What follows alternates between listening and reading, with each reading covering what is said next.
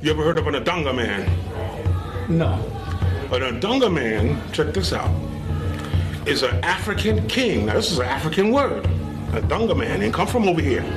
Ain't come from the white man.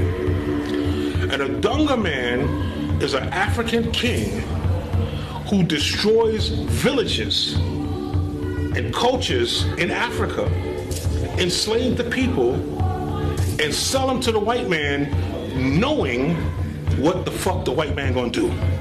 That's an Adunga man that's sold slaves to Europeans, but to Moors.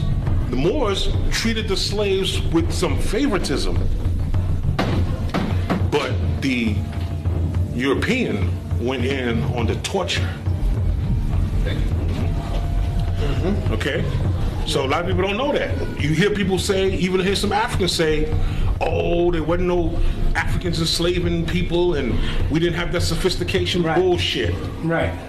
You know the story that we got when we were kids, that your ancestor was out on one Sunday with his girlfriend and some white man jumps out of the bush and throws a net over him? It's not how it happened. Slavery was big business. Africans sold other Africans to the Europeans. And for us, a slave castle is like Auschwitz. This very dungeon housed between 150 and 200 women for 3 good months.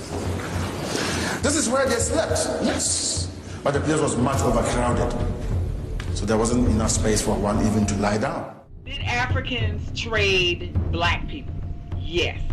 Hell yes. And for those of us who are so sensitive and don't want to believe that, I mean, you just can't bring yourself to believe it because I don't know why, but, you know, we got these romantic ideas that, you know, black people were so dumb and stupid that they would just allow some white people to come all up into their camp and just take it over with, you know, just with ease and shit, just because they got guns. No, it didn't work like that. Them Peckerwoods could not come up in there without coming to see the head man, okay? The head people. They couldn't do it. The society wasn't even set up like that. So what happened was, these people, these other Africans, saw that, you know, because they were having their problems with other African, other African people. You know, they had wars and stuff like that. I mean, the human beings been doing that since the beginning of time.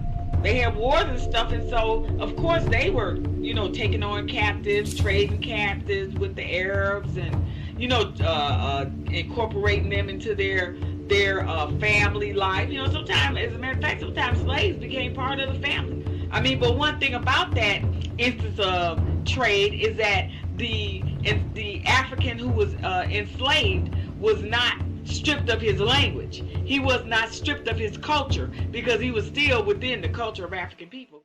The Ghanaian chiefs came